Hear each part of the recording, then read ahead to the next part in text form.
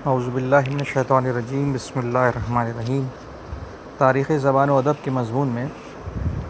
ہم ڈپٹی نذیر احمد دہلوی کی علمی و ادبی خدمات کا مطالعہ کر رہے ہیں، اور اس سلسلے میں آج ہمارا آخری لیکچر ہے جس میں ہم اس موضوع کو انشاءاللہ مکمل کر لیں گے۔ اور اس موضوع کے مکمل ہوتے ہی ہمارا یہ جو طویل سلسلہ ہے لیکچرز کا، جس میں ہم نے علی گڑھ کی ادبی تحریک کی ادبی اور لسانی خدمات کا احاطہ کیا ہے، اور اس میں مختلف جو ادیب اور شعراء ہیں اور مختلف اصناف ادب ہیں ان کو سمیٹنے کی کوشش کی ہے، تو آج انشاءاللہ ہم اس کو بھی مکمل کر لیں گے۔ تو ہم اس کو مطالعے کو شروع کرتے ہیں، اور اس میں اس بات کا دھیان رہے کہ ہم نے اس سے پہلے میرات العروس کا مطالعہ ڈپٹی نذیر احمد کی ناول نگاری کے سلسلے میں کیا تھا۔ آج ہمارے پیش نظر ان کا دوسرا ناول جو انہوں نے 1872 میں لکھا تھا، بنات النعش، وہ ہمارے پیش نظر ہے۔ بنات النعش کا جو ناول ہے، اس ناول کو بھی ہم کہہ سکتے ہیں جب ہم اس کا مطالعہ کرتے ہیں کہ یہ میرات العروس کا گویا کہ ایک دوسرا حصہ ہے،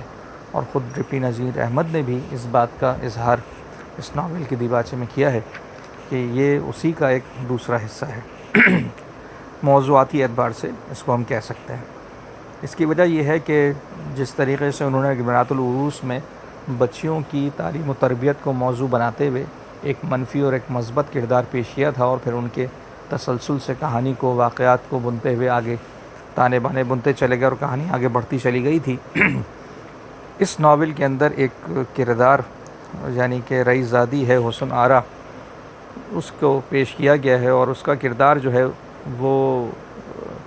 اولین حصے میں جو ہے وہ منفی نظر آتا ہے، اور پھر رفتہ رفتہ تعلیم اور تربیت کے ایسے مراحل دکھائے گئے ہیں کہ جس مدرسے میں وہ داخل ہوتی ہے اور پھر وہاں پر اس کی استانی جو کچھ اس کو پڑھاتی ہیں اور جو اس کی اخلاقی اور تہذیبی تربیت وہ کرتی ہیں، تو بالآخر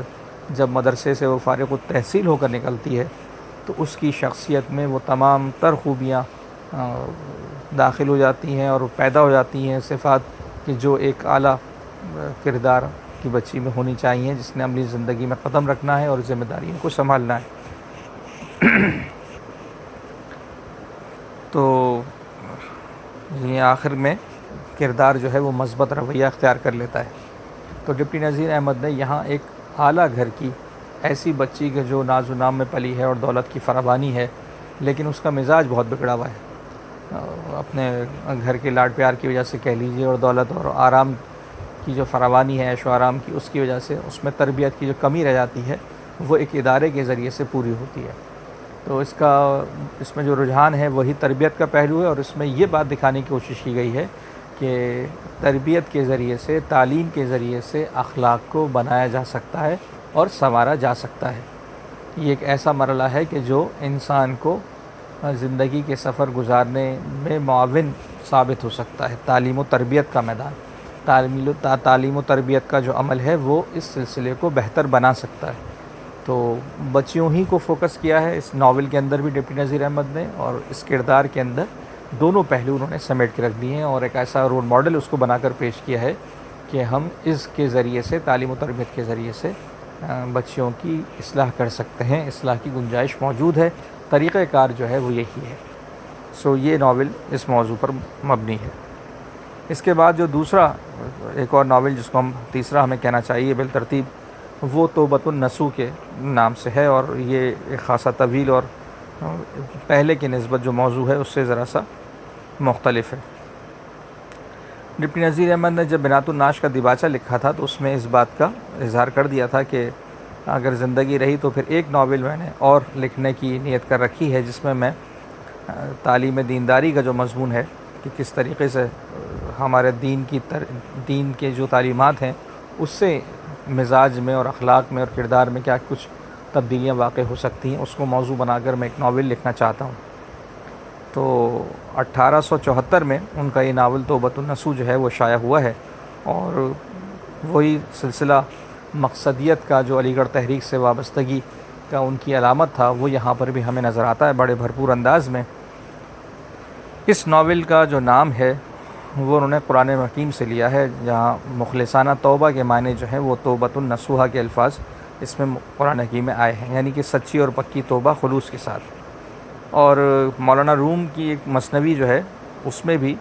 نسو اور اس کی توبہ کا ایک قصہ جو ہے وہ موجود ہے، حکایت جو ہے اس کی موجود ہے۔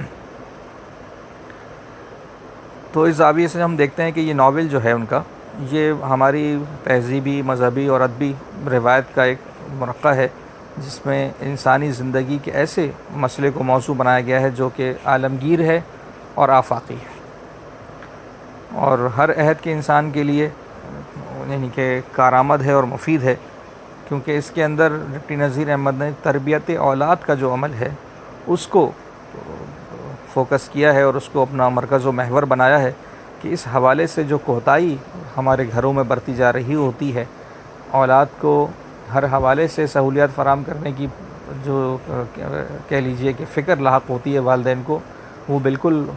درست ہے، وہ بھی ان کا حق ہے، لیکن اس کے علاوہ اس سے بڑھ کر جس چیز کی فکر والدین کو لاحق ہونی چاہیے وہ ان کی اخلاقی اور تہذیبی اور دینی تربیت کا عمل ہے۔ اگر اس میں کوتاہی رہ جائے گی تو پھر چاہے کتنے بھی آپ ان کو کہہ لیجئے کہ سہولتیں فراہم کر دیں اور ان کو دیگر لوازمات زندگی ان کو مہیا کر دیں، فراہم کر دیں، تو وہ معاشرے میں ایک کارآمد فرد کا کردار ادا نہیں کر سکتے۔ وہ خود بھی اپنی زندگی کو یعنی اس سے لطف اندوز نہیں ہو سکتے، اس کو کارآمد نہیں بنا سکتے، اور اس کے ساتھ ساتھ معاشرے کے لیے بھی یعنی ان کا رول جو ہے، وہ کردار جو ہے وہ مثبت نہیں ہو سکتا۔ اس پہلو سے انہوں نے تربیت اولاد کا جو کہہ لیجئے کہ ایک اہم فریضہ ہے، اس کا اخلاقی درس اور اس میں جو ایک مذہبی اور تہذیبی رنگ ہے اس کے ساتھ اس ناول کو پیش کیا ہے، اور یہ اس کا بنیادی اور کہہ لیجیے اس کا مرکزی خیال بھی اسی پر مبنی ہے اور بنیادی خیال بھی یہی ہے۔ تو قصہ جو شروع ہوتا ہے اس کا، وہ نسو کے خواب سے شروع ہوتا ہے کہ وہ سوتے میں خواب دیکھتا ہے کہ تمام یعنی اعمال جو ہیں وہ جمع ہو رہے ہیں، اور قبر کی اور حساب کتاب کی تکلیفیں اور دوزخ کا عذاب، یہ سارے مراحل وہ دیکھتا ہے، اور اس کو دیکھتے ہوئے وہ قیامت کے دن کا منظر دیکھتا ہے کہ حشر کے میدان میں وہ اپنے باپ کو دیکھ رہا ہے کہ اس کے ہاتھ میں نام اعمال دیا جا رہا ہے۔ تو باپ کا نام اعمال دیکھتا ہے تو تھر تھرا اٹھتا ہے۔ شرک اور کفر اور نافرمانی، ناشکری، بغاوت اور بے ایمانی اور حسد و طمع اور اس طرح کی دیگر جو خرابیاں ہیں، تو حب دنیا کا کوئی الزام نہ تھا کہ جو اس میں نہ ہو۔ اور جب باپ اس فرد جرم کے تعلق سے طویل بیان دیتا ہے، ایسا ہی واز یعنی کہ جو پہلے میراث العروض تھا اس میں بھی آیا ہے، مگر وہاں وہ قصہ ایک الگ چیز ہے، اور یہاں توبۃ النسو میں جو ہے وہ ذرا اس سے مختلف انداز میں پیش کیا گیا ہے۔ سارا جو فلسفہ اسلام کا ہے، جو تعلیمات کا ہے، نذیر احمد نے اسے یہاں پر بڑے خوبصورت انداز میں پیش کیا ہے۔ تو اس قصے کو شروع کرنے کے لیے نسو کا یہ خواب جو ہے، یہ ایک واضح اور ایک کارگر ترکیب کی صورت میں جو ہے وہ استعمال کیا گیا ہے، اور ہم کہہ سکتے ہیں کہ اردو ادب میں ساخت و تعمیر کے حوالے سے یعنی کنسٹرکشن کے حوالے سے ایک اولین مثال ہے اس ناول کی۔ اس ابتدا سے سارا قصہ فوارے کی طرح یعنی کہ نکلنے لگتا ہے، اور اس میں سے ایک کے بعد ایک واقعہ جو ہے وہ ایک کے بعد ایک تصویر جو ہے وہ سامنے آتی چلی جاتی ہے۔ جب یہ خواب سے بیدار ہوتا ہے نسو، تو پھر اس میں ایک ذہنی انتشار کی صورتحال ہوتی ہے، اور شک کے عالم میں جو ذہن کی کیفیت ہوتی ہے وہ اس کے یہاں بھی نظر آتی ہے۔ تو یہ اس کا پہلا حصہ ہے، اور پھر یہ سلسلہ جو ہے یہ آگے بڑھتا ہے۔ خواب دیکھنے کے بعد جو گھر کا سربراہ ہے نسو، وہ اپنی اہلیہ سے مشورہ کرتا ہے کہ ہمیں اپنی فیملی کے، اپنے گھرانے کے تربیت کے حوالے سے، اپنے بچوں کی اصلاح کے حوالے سے جو ہے وہ کام کرنا چاہیے، اور اس میں وہ سنجیدگی کا مظاہرہ کرتے ہیں۔ اور اس کے بعد یہ فیصلہ ہوتا ہے کہ گھر کا سربراہ یعنی نسو جو ہے وہ بچوں کی، بیٹوں کی حوالے سے اپنی ذمہ داری قبول کرتا ہے کہ میں ان کو دیکھتا ہوں، اور اپنی بیوی سے اس بات کا خواہشمند ہوتا ہے کہ وہ بچی کی تربیت کا ذمہ لے اور اس کے لیے توجہ کے ساتھ اہتمام کرے کہ اس کی اخلاقی، دینی تربیت ہو سکے۔ اس کے بعد نسو اپنے بیٹوں سے گفتگو کرتا ہے اور انہیں اس بات کو سمجھاتا ہے کہ دیکھو بھائی، زندگی کا مقصد کیا ہے، اور انسانیت کیا چیز ہے، اور اخلاقیات کی اس زندگی میں کیا اہمیت ہے، اس کے حوالے سے ترغیب دینے کے جو مختلف انداز ہیں وہ اس ناول کے اندر نظر آتے ہیں۔ دوسری جانب جو فہمیدہ یعنی نسو کی اہلیہ ہے، وہ اپنی بیٹی نعیمہ کو جو ہے اس بات پر راغب کرتی ہے کہ نماز اور روزہ اور اصلاح اور انسانیت اور اخلاق کے مضامین یہ اس کے سامنے پیش کیے جاتے ہیں، اور وہ بچی جو ہے وہ بالکل اسی طرح کا کردار دکھایا جیسے اکبری کا کردار تھا۔ پھر آہستہ آہستہ نماز پڑھنے پر راضی ہوتی ہے اور پھر یہ سلسلہ اصلاح کا شروع ہو جاتا ہے۔ تو یہاں پر جو بچے ہیں ان کے بیٹے جو ہیں وہ 3 دکھائے گئے ہیں۔ اس میں علیم ہے، سلیم ہے، 2 چھوٹے اور ایک بڑا بھائی کلیم ہے۔ تو کلیم جو ہے ان میں نسبتاً وہ بہت زیادہ قریب ہے اپنے باپ سے، اور اس کی جو اصلاح کرنے کا پہلو ہے اس پر اثر انداز ہوتا ہے اور اس میں خاصی تبدیلی واقع ہوتی ہے۔ تو علیم کا ایک واقعہ جو ہے انسانی ہمدردی کے جذبے کے حوالے سے وہ نہایت خوبصورت انداز میں اور پر اثر انداز میں ڈپٹی نذیر احمد نے پیش کیا ہے، اور وہ واقعہ جو ہے وہ اس لائق ہے کہ اس کی تذکیر کی جائے، اس کو پڑھا جائے، اس کو بیان کیا جائے۔ وہ اس ناول کا ایک اہم حصہ ہے۔ اور وہ واقعہ یہ ہے کہ علیم جو چھوٹا بچہ ہے وہ کہتا ہے کہ مجھے دادی نے گھر میں، امی نے ٹوپی بنا کر دی تھی اور وہ میرے سر پہ تھی، اور میں بازار میں ایک دن جا رہا تھا تو ایک منظر اس نے دیکھا کہ ایک غریب پٹھان آدمی ہے، اس نے بنیے سے کچھ ادھار پیسے لیے تھے لیکن وہ اس کو ادا نہیں کر سکا۔ اس موقع پر وہ آدمی جو ہے وہ پولیس لے کر، سپاہی لے کر اس کے دروازے پر پہنچ گیا ہے، اور اب اس کی جو عزت ہے وہ اس کی تذلیل کر رہا ہے اور اس کو اس بات پر ڈانٹ رہا ہے اور اس کو برا بھلا کہہ رہا ہے کہ تم نے میرا قرض کیوں نہیں ادا کیا، اور اس کو پکڑ کے جیل لے جانے کی تیاری ہو رہی ہے۔ اور یہ سارا منظر جو ہے تماشا لگا ہوا ہے، سب لوگ کھڑے ہو کر یہ منظر دیکھ رہے ہیں، تماشا دیکھ رہے ہیں۔ اس منظر میں انہوں نے جہاں پر اس کا یعنی کلائمیکس کہہ لیجئے، جو آہستہ آہستہ ڈپٹی نذیر احمد نے اس کے اندر جذبات کو اپنی جانب کھینچا ہے، اس واقعے کی جانب، کہ ان کے قارئین کے دلوں میں ہمدردی کرنے کا جذبہ اور دلوں میں جو ہے وہ گداز پیدا ہو، اور ان کے اندر رقت پیدا ہو، اور ان کے اندر نیکی کرنے کا جذبہ پیدا ہو۔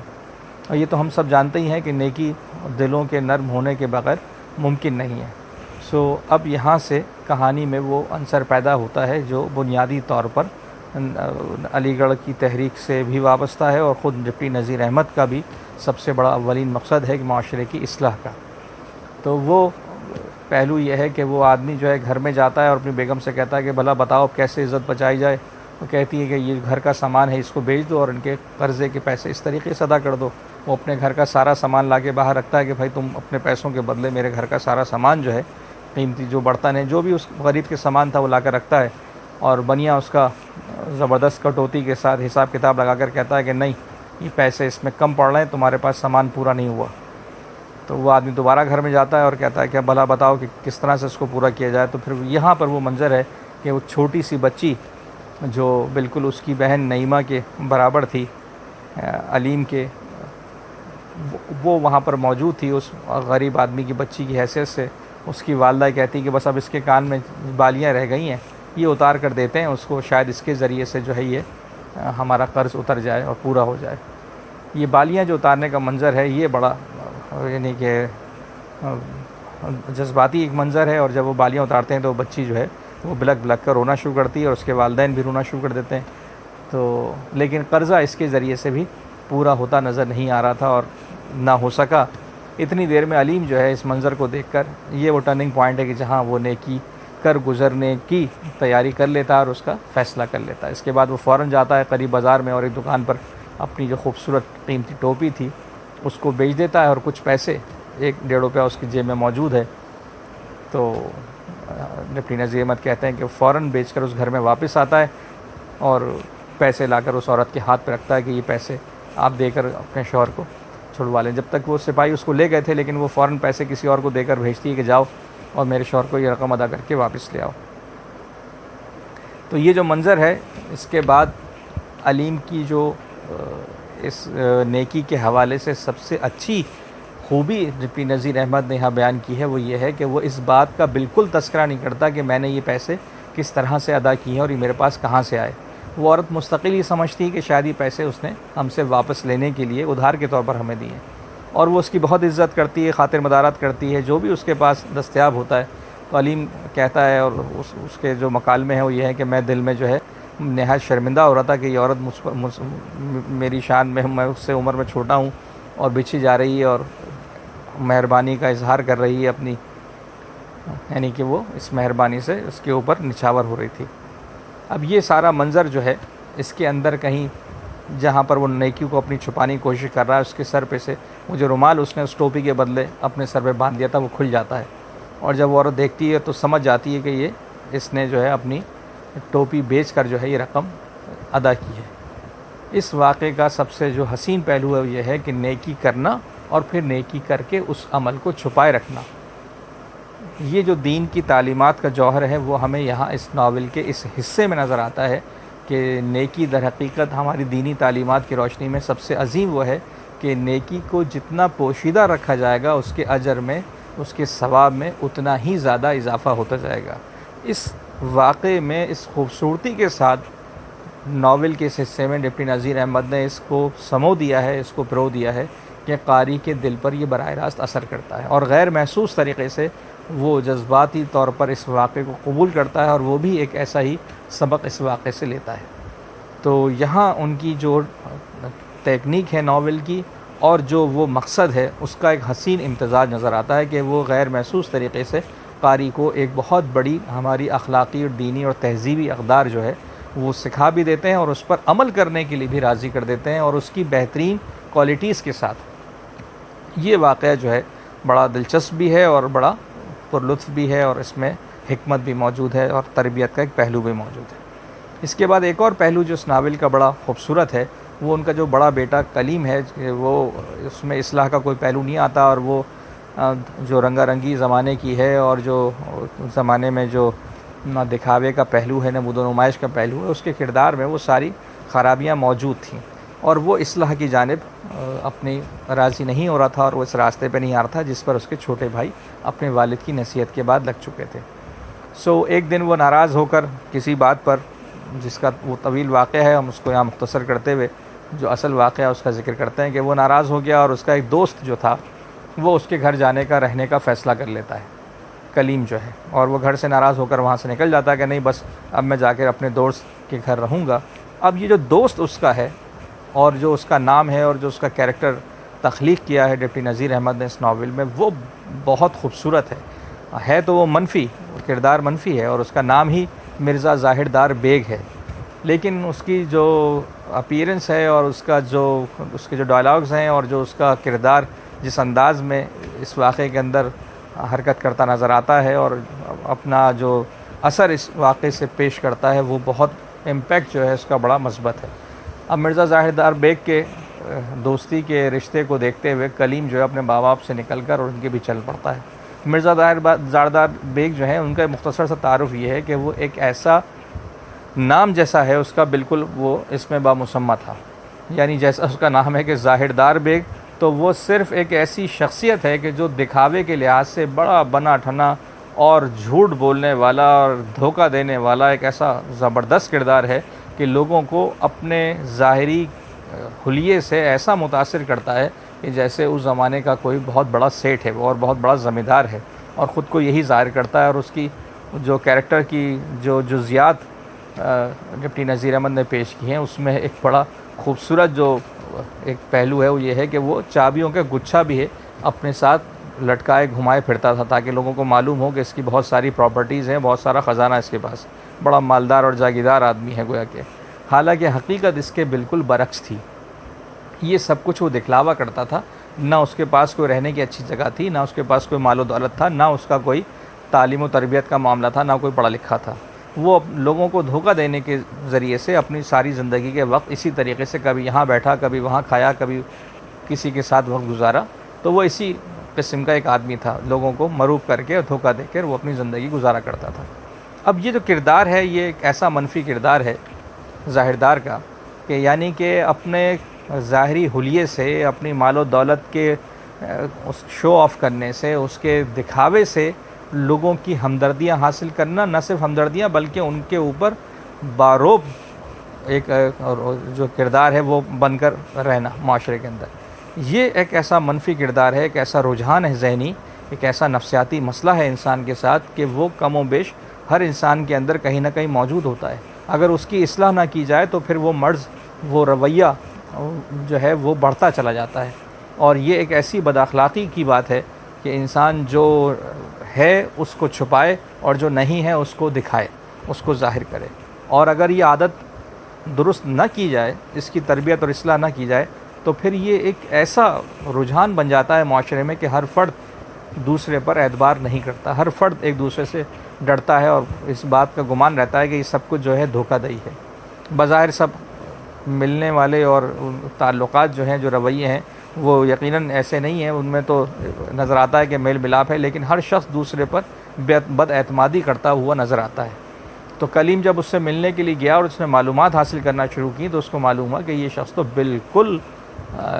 ہر لحاظ سے فارغ البال ہے، اور قبرستان کے کہیں کونے میں اس کے پاس ایک ٹوٹا پھوٹا سا جھونپڑا ہے جہاں پر وہ رہتا ہے، اور وہ پوچھتے پوچھتے آخرکار وہاں پہنچ جاتا ہے۔ اور جب وہ آدمی اندر سے نکلتا ہے تو اس کو دیکھ کر حیران ہوتا ہے کہ یہاں کیسے آ گیا، تو اس سے پہلا شکوہ کرتا ہے کہ تم یہاں آ کیسے گئے۔ اور اب جو اس کا کردار، اس کے جو ڈائلاگز ہیں وہ بڑے دلچسپ ہیں اور اس میں بڑی حکمت ہے۔ یعنی جب اس کا راز کھل جاتا ہے کہ یہ آدمی اس لائق نہیں ہے، اس کے پاس کوئی مال و دولت نہیں ہے مرزا زاہر دار بیگ کے پاس، تو ڈپٹی نذیر احمد نے اب جو اس کا کردار آگے چلایا ہے اور جو واقعات پیش کی ہیں وہ نہایت اہم ہیں۔ یعنی اب ہوتا یہ ہے کہ وہ اس کے ڈائلاگز میں، اس کے مکالموں سے یہ ظاہر ہی نہیں ہوتا کہ کسی وقت بھی وہ ذرا برابر بھی شرمندہ ہوا،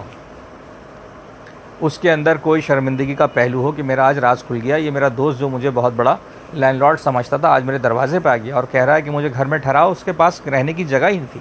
اس نے قریب ایک غیر آباد سی مسجد میں اس کو کلیم کو ٹھہرا دیا کہ تم یہاں قیام کرو، اور جب اس نے کھانے کے لیے کہا کہ بھائی میں تو بغیر کھانا کھائے گھر سے نکل کے آ گیا ہوں، رات کا یہ پہر ہے، تم نے مجھے سلانا بھی ہے، اپنے پاس جگہ دینی ہے اور کھانا بھی کھلاؤ، تو یہ کھانا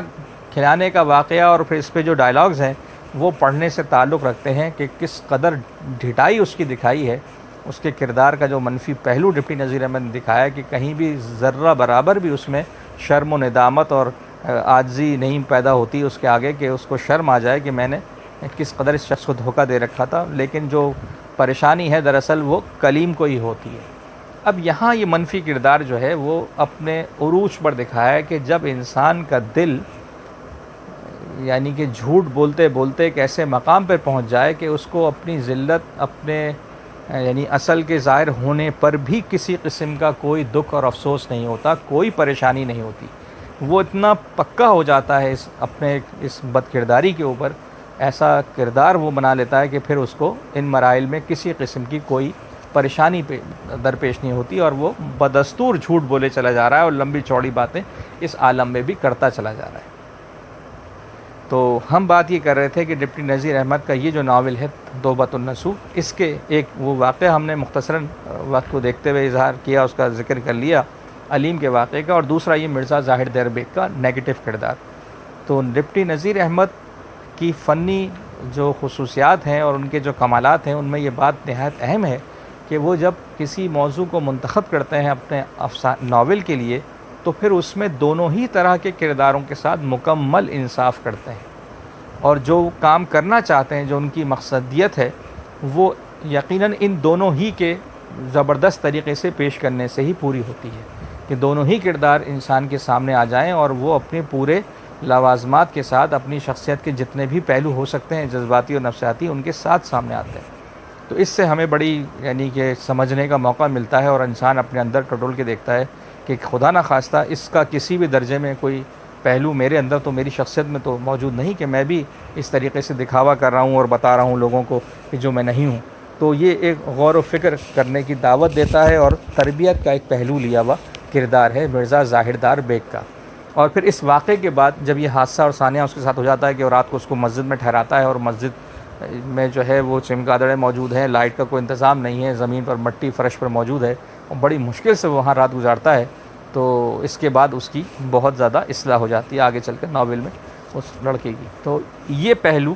بہت خوبصورت ہے، اور یہ آفاقی نوعیت کا ایک پہلو ہے کہ ہر دور کے انسان کے لیے اس میں حکمت ہے، اس میں دانائی کا ایک پہلو ہے کہ وہ اپنی شخصیت کو ان چیزوں سے محفوظ رکھے اور ایسے رویوں سے اور ایسے اشخاص سے کہ جو زندگی میں مختلف ناموں سے آتے ہی رہیں گے، یہ کردار ہیں جو کہ انسان کے ساتھ زندگی کے سفر میں ساتھ چلتے رہتے ہیں، کہیں بہت قریب آ جاتے ہیں، کہیں دور ہو جاتے ہیں، تو انسان ان سے محتاط رہے اور ان سے سیکھ سکے۔ تو ڈپٹی نذیر احمد نے اس دور کے اندر اپنے اس فن کو علی گڑھ تحریک کی جو مقصدیت تھی اس کے حوالے سے بھرپور انداز میں استعمال کیا ہے، اور ان کے ناولوں نے اس زمانے میں جو مقبولیت حاصل کی ہے، جس بڑے دائرہ کار تک وہ پھیل گئے ہیں، معاشرے کی بڑی تعداد نے اس کو پڑھا ہے اور اس سے اصلاح حاصل کی ہے۔ بنات الناش ہو، اور ہم نے ابھی توبۃ النصوح کا ذکر کیا، اس سے پہلے ہم نے مرات العروس کا ذکر کیا، یہ ڈپٹی نذیر احمد کے بے پناہ مقبولیت حاصل کرنے والے وہ ناول ہیں جنہوں نے واقعی معاشرے کے مرد اور عورت اور بچے اور بچیاں ہر طبقے کو متاثر کیا، ان کے قلب پر اثر انداز ہوئے، اور ان کی تربیت اور اصلاح میں ایک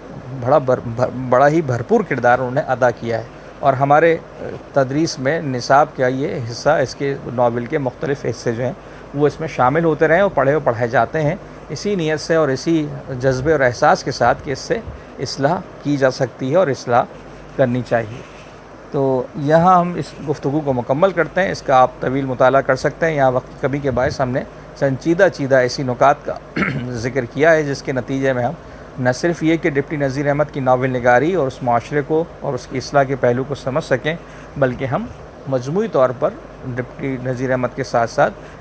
سر سید احمد خان کی جو علی گڑھ کی ادبی اور لسانی تحریک ہے، اس کا جو پہلو ہے اس کو ہم سمجھ سکیں۔ تو یہاں پر آج ہم اس بات کو اگر اس کا اجمالی جائزہ لے لیں کہ سر سید کی جو ادبی تحریک ہے، اس ادبی تحریک کے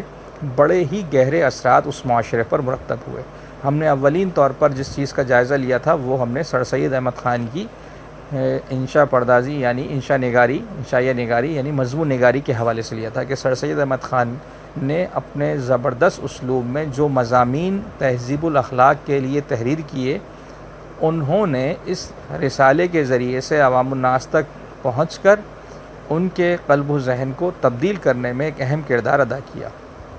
ڈپٹی نذیر احمد اپنی ناول نگاری کے ذریعے سے اس معاشرے کی اصلاح کے لیے کام کر رہے ہیں، اور لسانی اعتبار سے ان کا جو ترجمہ نگاری کا کام ہے، خود ان کے ناولوں میں بھی ایسے بہت سارے الفاظ و تراکیب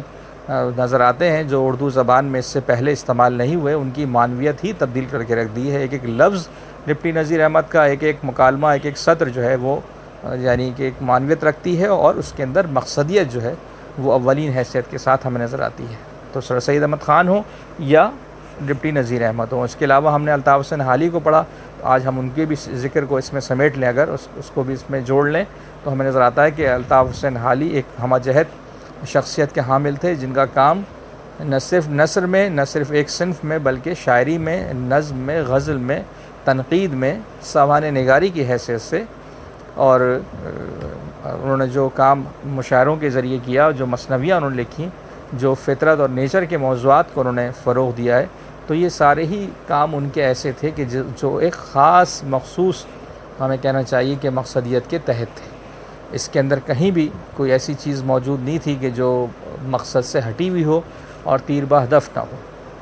اور وہ مقصد کیا تھا؟ وہ وہی سر سید احمد خان کی تحریک کے مقاصد تھے، یعنی قوم کی اصلاح کا پہلو جو ہے وہ ان کے پیش نظر تھا۔ مسدس حالی کا ہم نے مطالعہ کیا، ان کی دیگر مثنویات کو ہم نے ذکر کیا، یہ سب کچھ ایک ہی سمت میں آگے بڑھتا ہوا ہمیں نظر آتا ہے کہ اور یہ سب کچھ کس زبان میں ہو رہا ہے؟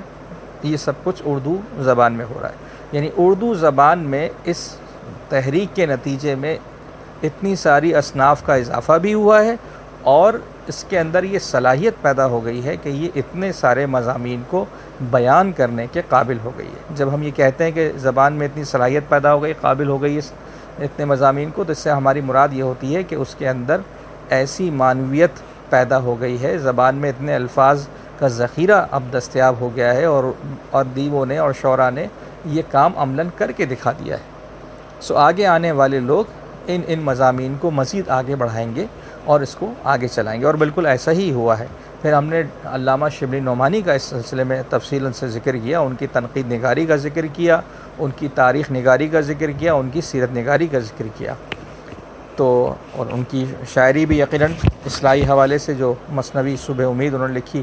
اور دیگر جو ان کی شاعری کا ہے معاملہ، تو یہ سب کچھ اگر ہم اس کو جمع کر لیں اور اس کا ایک تجزیہ اجتماعی طور پر کر لیں تو ہم کہنے پر مجبور ہو جائیں گے کہ اس تحریک کو اس کی خصوصیت اس کی یہ ہے، اور اس کی کہہ لیجئے کہ ایک بڑی فضیلت اس تحریک کی یہ ہے کہ اس کو اتنے اعلیٰ دماغ اپنے دور کے حاصل ہو گئے، جو فکر کے حوالے سے ایک کشادہ ذہن رکھتے تھے اور بدلتے ہوئے حالات کے ساتھ چلنے والے لوگ تھے، اور انہوں نے اس بات کو محسوس کر لیا آنے والے دور میں جو تبدیلی رونما ہو رہی تھی ہندوستان کے معاشرے میں، بالخصوص مسلمانوں کے حوالے سے، کہ حالات کے تبدیلی کے ساتھ جو نئے رجحانات آ رہے تھے ان کو اپنی تہذیب، اپنے اخلاق اور کردار کے حوالے سے اپنے قوم کے سامنے پیش کیا، اور ان کے سامنے ایک لاہ عمل رکھا، اور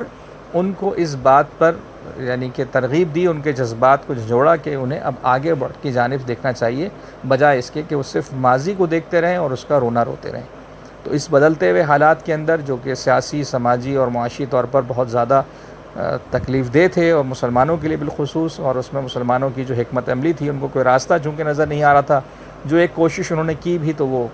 ناکام ہوئی اس وقت۔ تو ایسی صورتحال میں خود سر سید احمد خان اور ان کے رفقا، یہ سارے ادیب جو بڑے ذہن رکھنے والے تھے، بڑی فکر رکھنے والے تھے، جن میں ایک وسعت تھی ان کی سوچ میں، انہوں نے بدلتی صورتحال کو قبول کیا، اردو ادب کو فروغ دیا، اردو زبان کو فروغ دیا، اور ان کے ذریعے سے معاشرے کی اصلاح کا کام کیا، اور اس اصلاح میں خواتین بھی ہیں، بچے بھی ہیں، بوڑھے بھی ہیں، جوان بھی ہیں، ہر طبقے کو انہوں نے متاثر کرنے کے لیے کام کیا۔